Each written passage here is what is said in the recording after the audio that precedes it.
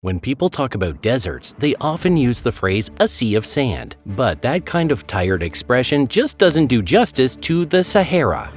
A far more fitting description would be a blazing ocean of sand, scattered with islands of burning rock. This desert stretches an astonishing 3,540 miles from east to west and about 1,240 miles from north to south. China, with a land area of 3.7 million square miles, is known as the fourth largest country in the world, but even that entire country could fit neatly inside the Sahara Desert. The Sahara is the most expansive desert on Earth. Of course, that's if we exclude Antarctica. No other desert comes close to matching that frozen continent in size. Still, Antarctica isn't what we typically think of when we picture a desert. What we usually call a desert is a scorching, bone-dry place where hardly anything can grow and where water is virtually non-existent. Hello everyone! But when it comes to the classic idea of deserts having no water, it's worth taking a closer look. Did you know that the Sahara, normally one of the driest places on the planet, was recently hit by a massive flood? Welcome to our channel, everyone! Let's get started!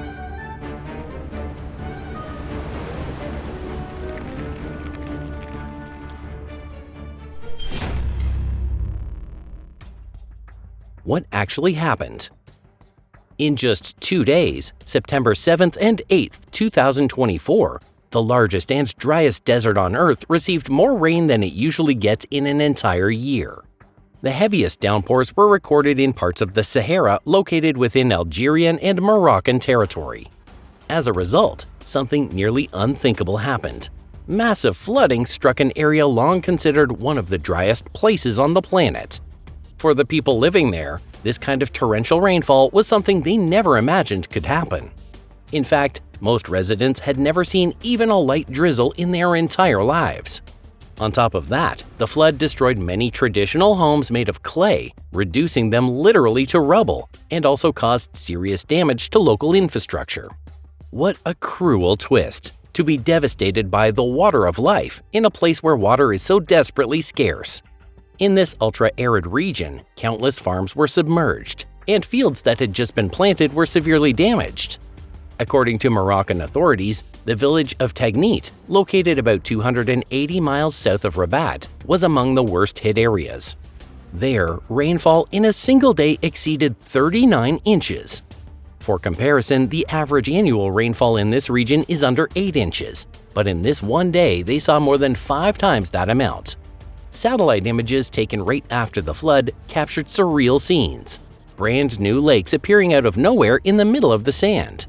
One of those was Lake Iriki in the national park, which had been completely dry for centuries, but was suddenly filled with water.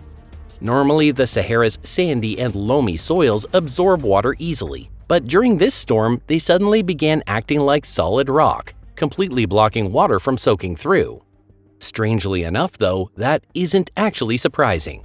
Under normal circumstances, light or moderate rainfall simply seeps into the soil and disappears underground. But that only happens when the weather behaves normally. In extreme storms like this one, the rain compresses the soil and creates a natural waterproof layer, which ends up forming lakes. Still, we shouldn't look at this event as just a strange 2-day anomaly that's now over and done with. In fact, September 7th and 8th were likely the peak of a much larger climate shift, not a one-off fluke like the asteroid that wiped out the dinosaurs. The earliest signs of this unusual shift may have appeared back on February 18, 1979 and January 20, 2017, when snow unexpectedly fell in parts of the Sahara. At the time, hardly anyone paid much attention to those bizarre events, but in hindsight, those warnings should not have been ignored. The first real warning signs of the approaching mega-flood started showing up in the summer of 2024. According to data from the Climate Prediction Center, areas of the normally bone-dry Sahara, including parts of Niger, Chad, Sudan, Libya, and Egypt, began experiencing an unusual surge in rainfall starting in mid-July. By late autumn, precipitation levels had reached nearly 400% of the seasonal average.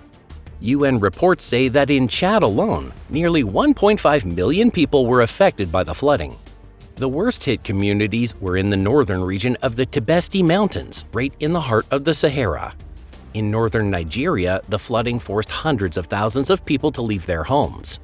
The catastrophic rains also hit Sudan, where around 12,000 homes were destroyed.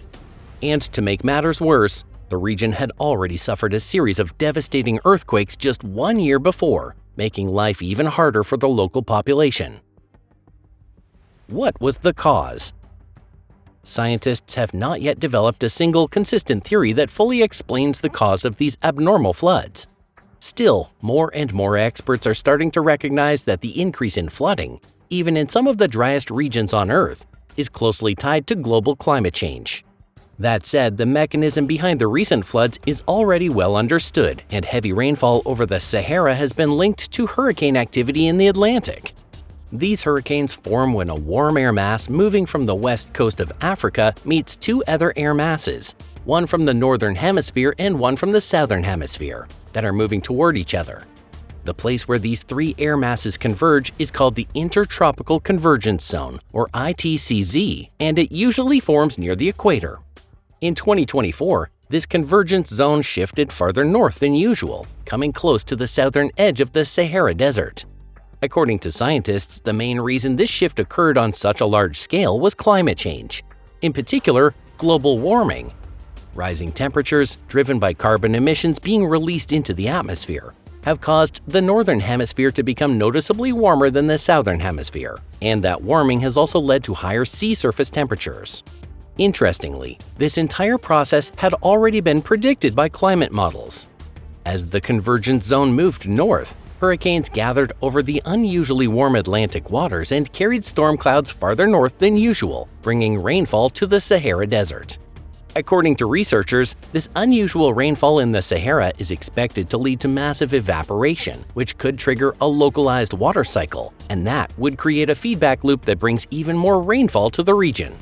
In other words, this is setting off a kind of chain reaction. When human activities release large amounts of greenhouse gases into the atmosphere, the oceans begin to absorb more and more heat.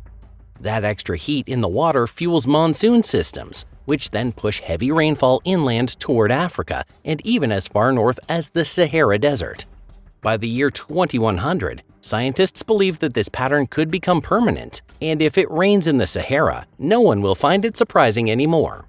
In the scientific community, there's still an ongoing debate about whether this change is simply part of Earth's natural climate cycle or a one-directional shift caused by human activity on a global scale. Some researchers suggest that the real answer might lie somewhere in between. A team of climatologists is currently studying extreme weather in the Sahara as part of a special program under IMERG, the Integrated Multi-Satellite Retrievals for GPM project.